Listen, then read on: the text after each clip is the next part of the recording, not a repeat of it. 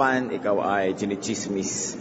Naging victim na po ba kayo ng chismis, gossip? Have we ever been participants in this activity? The Bible warns us about the power of the tongue, especially when it is used for evil purpose. James 3:16, the tongue also is a fire, a world of evil among the parts of the body. It corrupts the whole person, sets the whole course of his life on fire, and is itself set on fire by hell. Napaka-tibay at napakalakas ng mga pangungusap tungkol sa dila, na ang dila daw ay pinag-aapoy ng impyerno at binibigyan ng lakas ng kasamaan upang gumawa ng hindi mabuti. And indeed, words are powerful. When used for ungodly and evil purpose, the tongue becomes a tool of mass destruction. Napakarami ng tao ang nasira, napakaraming karangalan, napakaraming pamilya ang pinaghiwa-hiwalay ng mga chismis. Ang atin pong pag-aaral ngayon, patuloy sa paghahanap natin ng buhay na payapa, tahimik at mabunga, when people gossip. Pag ang mga tao ay nagchichismis, ano ang nangyayari? Bakit nga ba ang mga tao ay mahilig magchismis? Kahit kumisan, kala mo machong-macho at walang kahilig-hilig, pero pag nag-umpisa na, talagang nakikinig din naman. Why do people gossip? Because corrupt hearts find gossip delicious.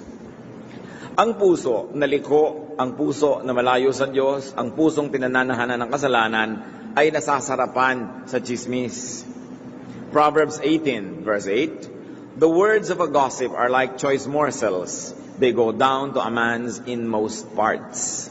Kung paano tayo nasasarapan sa leche plan, paano tayo nasasarapan sa paborito nating ulam, sa paborito nating pagkain, ganun daw ang pagkakasarap ng chismis sa mga tao na mahilig dito.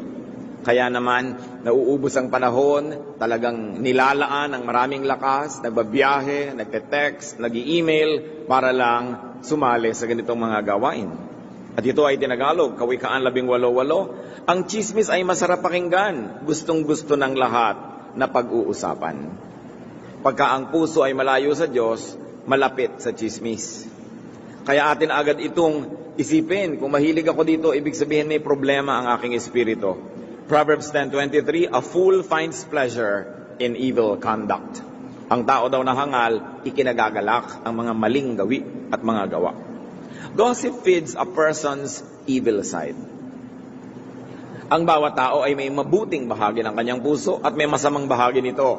Kung ano ang ating pinakakain, ine-exercise, binibigyan ng panahon, yun ang lumalakas at nagwawagi. Kaya ang pagchichismis, ang pakikilahok dito, ay nagpapakain at nagpapalakas doon sa bahagi ng pagkatao natin na hindi maka-Diyos. Gossip damages its practitioner and participants before it could even damage its subject. Why? Bakit nauuna pa na masalanta, masira yung nagsasalita ng chismis kaysa pinagchichismisan? Because the participants of gossip inevitably pass judgment on the subject. And they inevitably react negatively to the subject. Bihirang-bihira mga kapatid na nagchichismis kayo, sumasali kayo, nakikinig kayo, na hindi kayo maapektuhan ng nadinig nyo. Kadalasan hindi nyo pa nadinig yung paliwanag ng kabilang bahagi, ay nahusgahan na natin siya.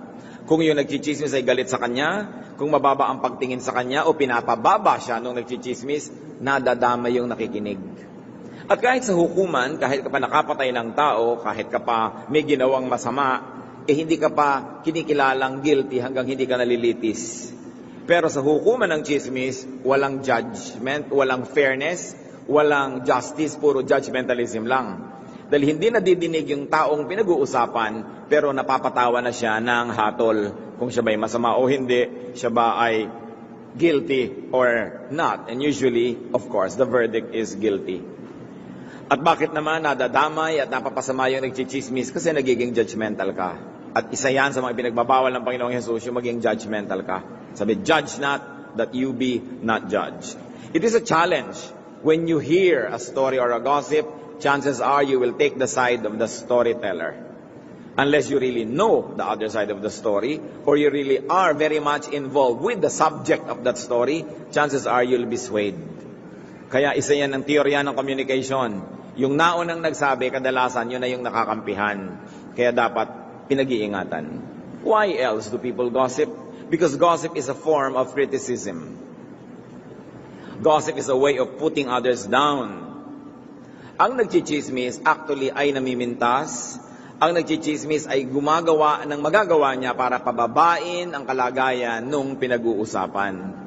Kaya naman hindi katakataka na mas lalo na paboritong pagchismisan ng mayayaman, ang mga makapangyarihan at mga sikat dahil maraming naiinggit sa kanila. Kung ang chinichismis natin ay hindi mayaman, hindi sikat o makapangyarihan, siguradong meron lang tayong lihim na galit, meron tayong panibugho o lihim na pagkainggit. Sapagkat kung ang isang tao ay pinapahalagahan mo, minamahal mo, iginagalang mo, hindi mo siya chichismisin. Ma-offend ka pag chinichismis siya.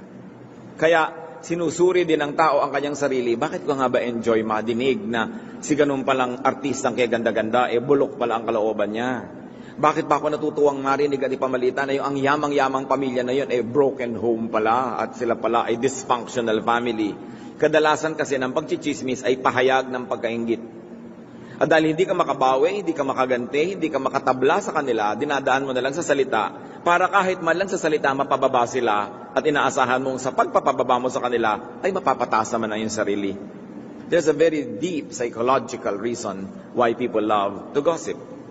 James 3:16, for where you have envy and selfish ambition, there you find disorder and every evil practice. Kaya kadalasan ng mga nagchichismis tungkol sa mga artistang kay gaganda, kadalasan yung mga nagchichismis, sila tong hindi magaganda. No? Naiinggit siguro sila dahil ang gaganda ng mga artista, kaya kailangan chismisin nila ng chismisin para makahanap sila ng kapintasan. Bihira yung nasa chismis industry na maganda, ha? Yung ganda ng standards ng advertising, yun naman ang pinag-uusapan natin, na uri ng ganda. Kasi siyempre parang sobrang naman sarap ng buhay ng mga ito, sikat na sila, malaki silang kumita, magaganda pa sila. Kailangang hanapan ng baho. Kailangan pag-usapan at ipagdiwang ang kanilang mga pagkakabagsak, ang kanilang pagkakadapa. Kaya nagiging masama ang ganitong uri ng usapan. Hindi masama na itaas mo ang iyong sarili kung ito ay dahil sa achievement. Dahil meron ka talaga nagagawa na pilitin mo man o hindi, mapapataas ka talaga dahil mapapansin ka, dahil mabunga ang iyong buhay. Pero ang ginagawa ng mga walang bunga, binabato na lang nila yung mabunga. And they find evil delight in it. Kaya napakarami pong utos sa Biblia na huwag daw magsisinungaling laban sa kapitbahay. Huwag chismisin ang kapitbahay at huwag sasaksi laban sa kaso ng kapitbahay na hindi naman totoo talaga. Bakit ganon? Sapagkat napakaraming alitan na magkakapitbahay. Bakit ang magkakapitbahay ang madalas magkagalit? Nagkakakitaan sila ng mga bagay na ikakainggit.